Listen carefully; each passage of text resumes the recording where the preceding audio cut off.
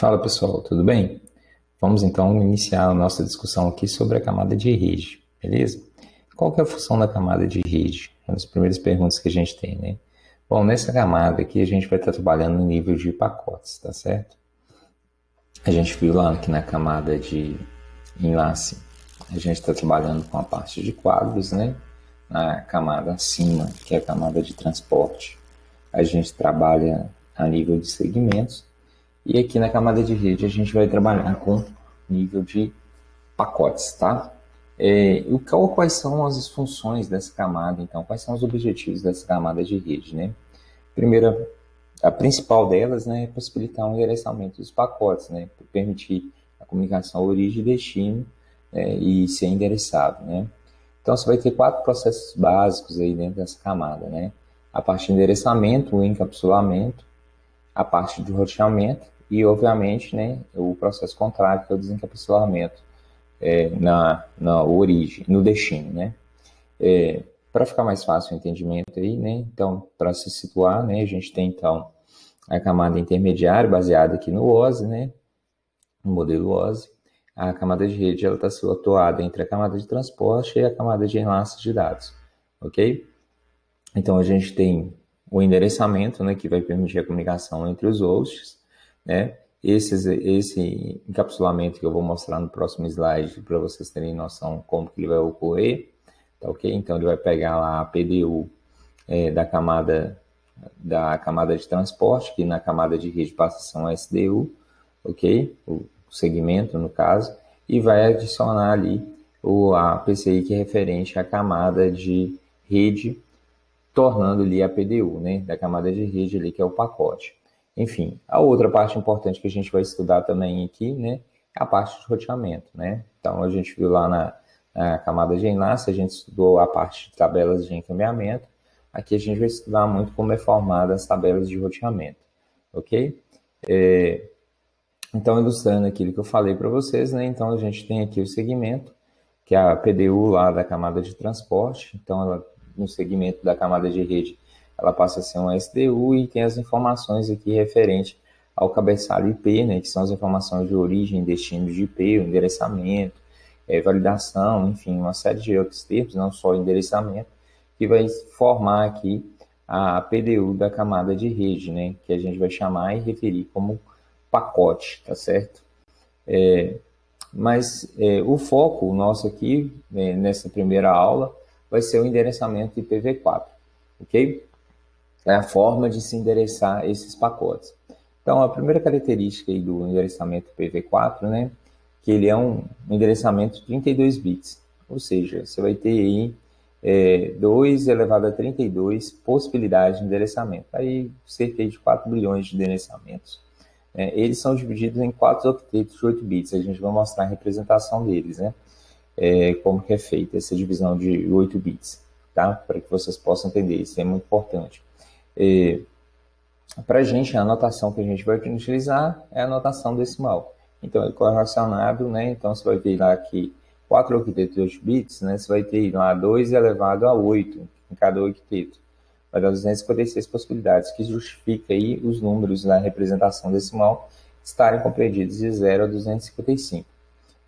A gente vai ter a identificação automaticamente, né, da rede e do host, né? A gente vai ver essa relação, principalmente envolvendo a questão das máscaras de rede, né? Outras características dentro do endereçamento IPv4 é que o IP ele deve ser único dentro de uma mesma rede, né? Então não pode se utilizar o mesmo IP na mesma rede, né? Tá certo? Então ele é único dentro de uma mesma rede.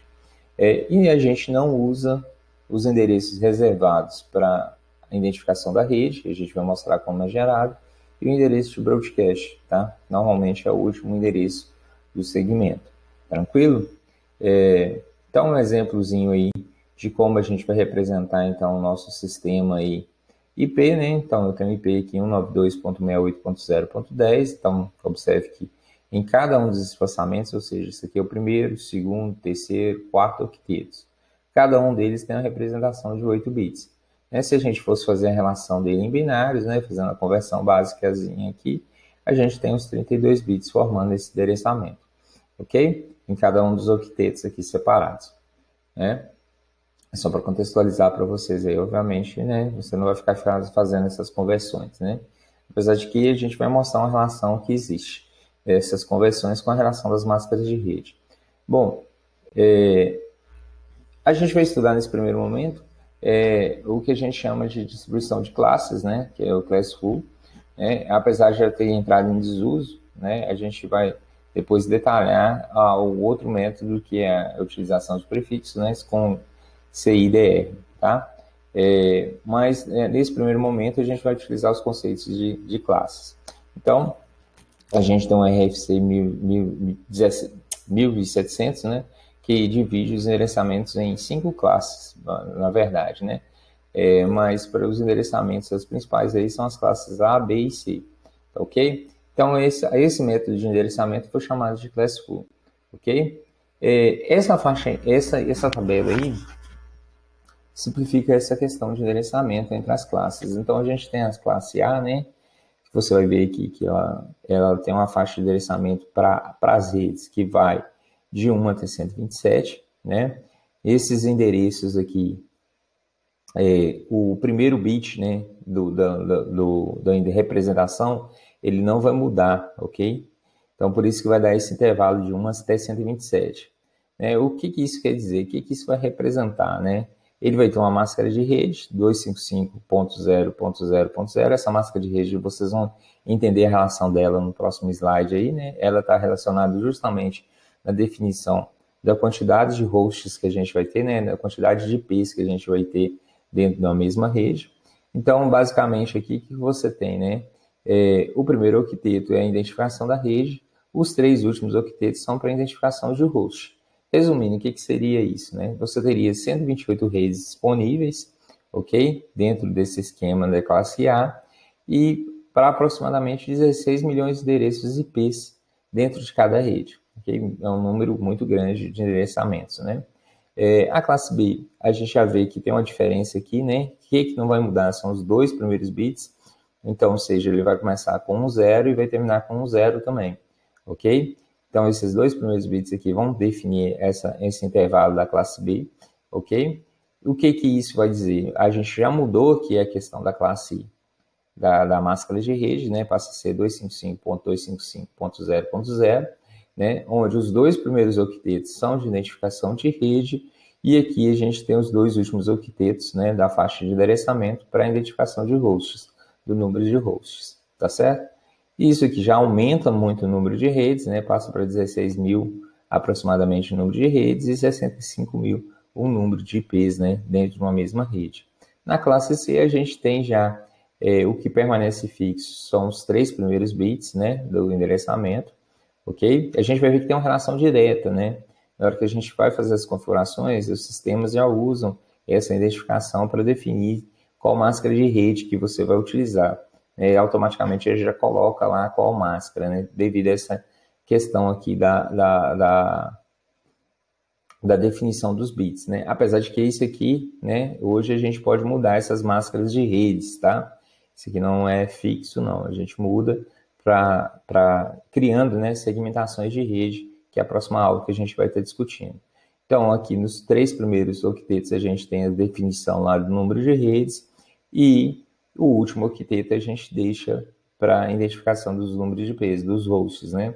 Isso, em resumo, dá um total de 2 milhões de redes, né? Aproximadamente 2 milhões de redes, e um total de 254 hosts, né, por rede.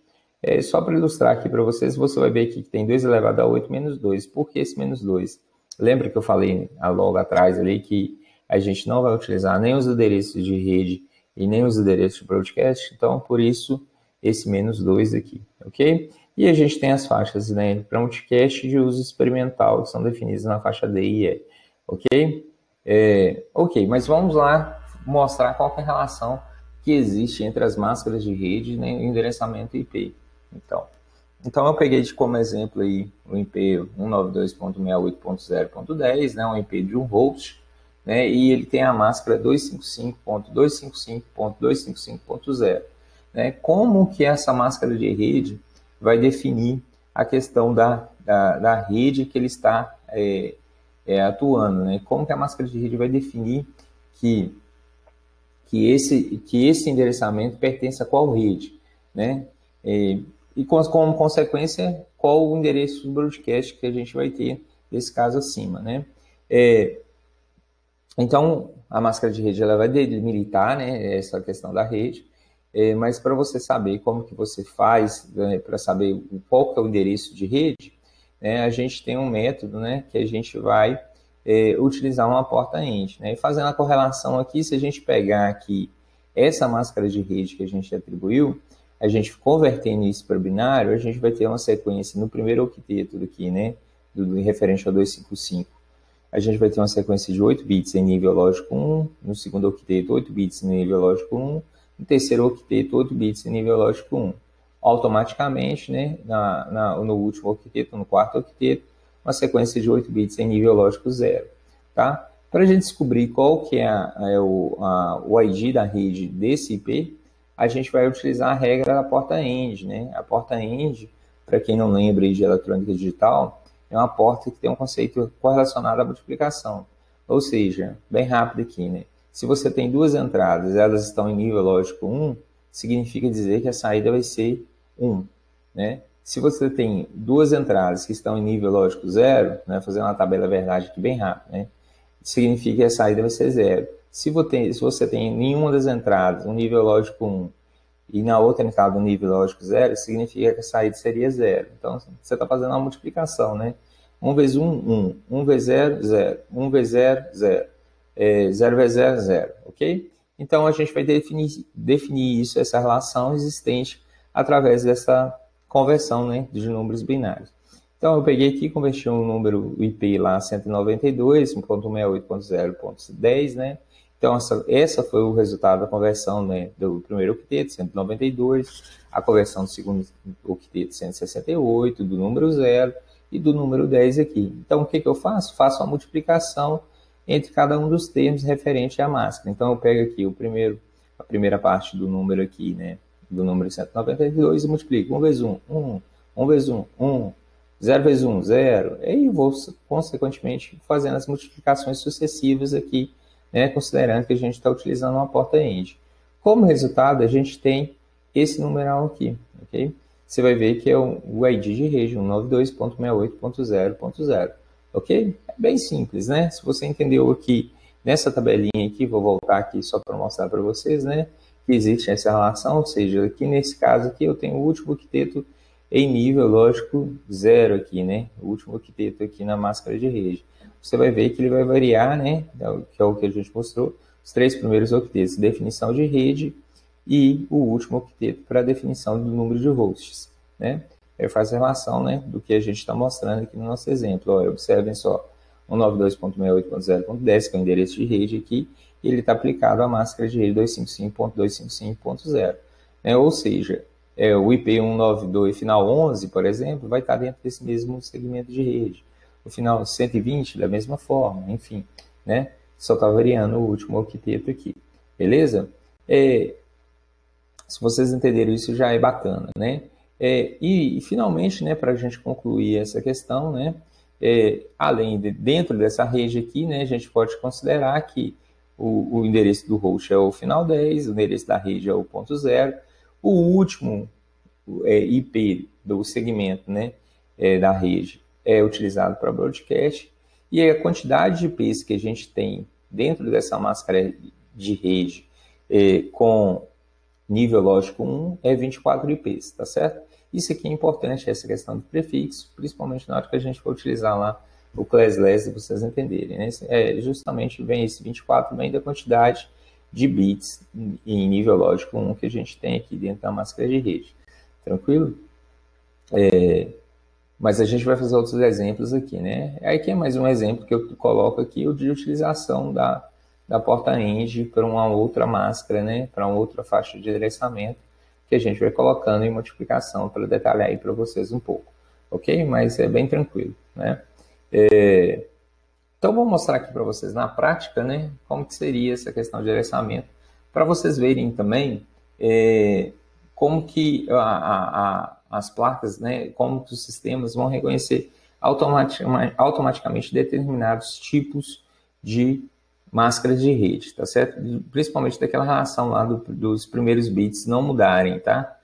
Então eu vou mostrar aqui, utilizando o Cisco Page Tracer, um exemplo aqui para vocês em relação a essa questão de máscaras de redes, beleza? Bom, pessoal, eu já estou utilizando aqui o Cisco Page Tracer, né? O que acontece? Ele vai ser um canivete suíço aqui para a gente para fazer as nossas simulações da disciplina, né? Do nosso curso, porque ele vai ter vários recursos aí, né? Que vão possibilitar, assim, bem próximo da prática, da realidade, a simulação desses diagramas de rede, né? Então, eu já montei aqui um esquema básico, né? E aqui você tem os devices que você pode selecionar, né? Então, por exemplo, aqui a gente tem os dispositivos de rede, né?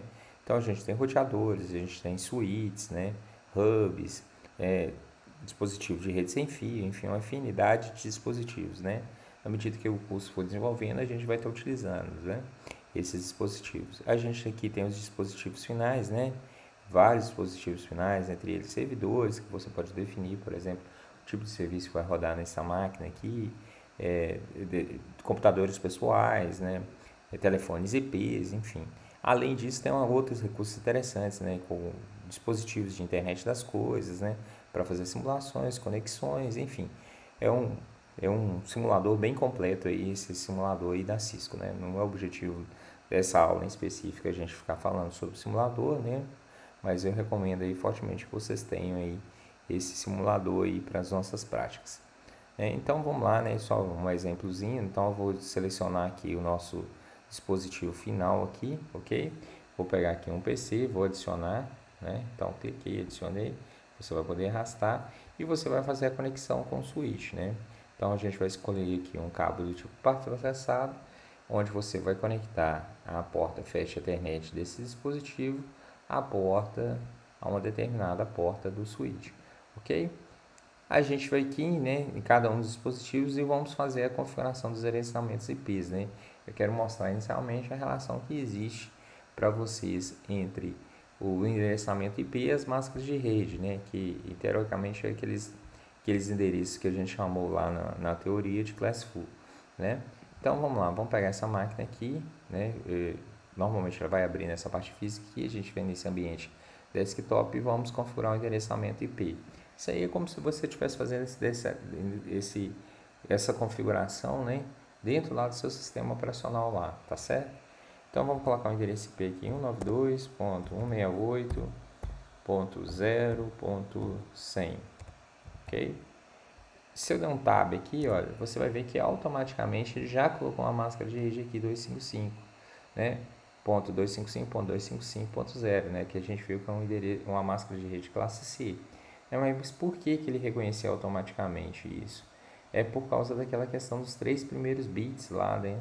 Você vai ver que os 3 primeiros bits do endereço 192 vai ser 110, ok? Então ele já definiu que isso seria uma classe C, ok? Se a gente tivesse vindo aqui, colocado aqui, por exemplo, aqui, o primeiro bit em nível lógico, vamos colocar aqui, ó, 10, 0, né? Que seria 10.10.0.0.1.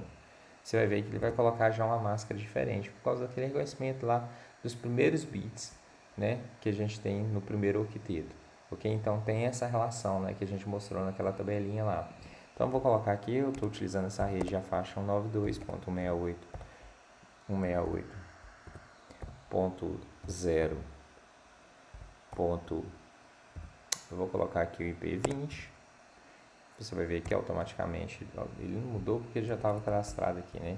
Então vou colocar manualmente aqui 255.255.0, ok? Só fechar aqui que ele já está salvo esse endereçamento IP. Os outros parâmetros, à medida que o curso for desenvolvendo, vocês vão entender quais são, né? E vamos lá de novo configurar a nossa máquina que a gente colocou aqui e a gente vai colocar o IP 192.168.0.30. Dei um tab aqui e automaticamente ele preencheu. Bom, os parâmetros do gateway, depois vocês vão entender, e do DNS também eu vou estar explicando aqui para vocês, inclusive fazendo uma prática aqui de DNS, tranquilo? Bom, feito isso, né, está configurado aqui as nossas interfaces, né, as outras interfaces eu já havia configurado anteriormente, né? Se você vir aqui nesse PC0, você vai ver que ele está com IP10, né? Esse camarada aqui, ele está com IP11, enfim. Como que a gente vai testar, então, a nossa comunicação, né? Eu vou mandar um pacote de dados, né, a partir da máquina 20 para a máquina 30 aqui, né? Então, eu vou dar um ping. Então, vamos selecionar aqui o prompt de comando aqui, né? Então, sei, talvez a visualização vai ser um pouco ruim por causa dessa interfacezinha, né? Mas eu vou dar um comando ping 192.168.0.30. Bom, tá lá respondendo, tá tendo comunicação entre os dispositivos aqui. Bom, se eu venho cá e mudo o meu endereçamento aqui, ó, vamos dizer, né? Vamos mudar aqui esse octeto aqui, vou mudar para o bit 1. Observe o seguinte, né? Aqui estava 0, então ele estava dentro da mesma rede. Agora, como eu mudei para bit 1 aqui, mudei esse octeto e coloquei no bit 1, né? Eu coloquei o numeral 1 aqui, a gente vai ver que ele vai estar em outro segmento de rede, né? Então, ou seja, vamos fechar aqui, né? Se eu tentar fazer a comunicação novamente dessa mesma máquina para outra, observando que a gente mudou o endereço IP lá, então eu vou colocar aqui final 1, a gente não vai ter comunicação, porque essa nova máquina, esse novo endereço que eu atribuí na máquina 3 ali, ela está em outro segmento de rede. Que segmento de rede seria esse aqui, se a gente fazer analogia, né? Qual que seria a identificação de rede dessa nova máquina, né? Seria a rede 192.68.1.0, né? Lembrando aqui, ó, que o último octeto que define o número do host, né? Os outros 3 octetos, nesse caso dessa máscara de rede aqui, definem a identificação da rede. Então, significa dizer que essa rede, né, esse dispositivo ficou uma outra rede, né? Tá certo? Bom, na próxima aula a gente vai detalhar um pouco sobre a questão dessa IDR, tá? Vamos trabalhar um pouquinho da questão da variação das máscaras de rede, da questão da segmentação, por que segmentar e tudo mais, tá, pessoal? É um exemplo simples, né? Mas só para mostrar aí na prática para vocês como é que funciona essa questão das classes de rede aí, tá bom? Grande abraço para vocês, até a próxima, pessoal!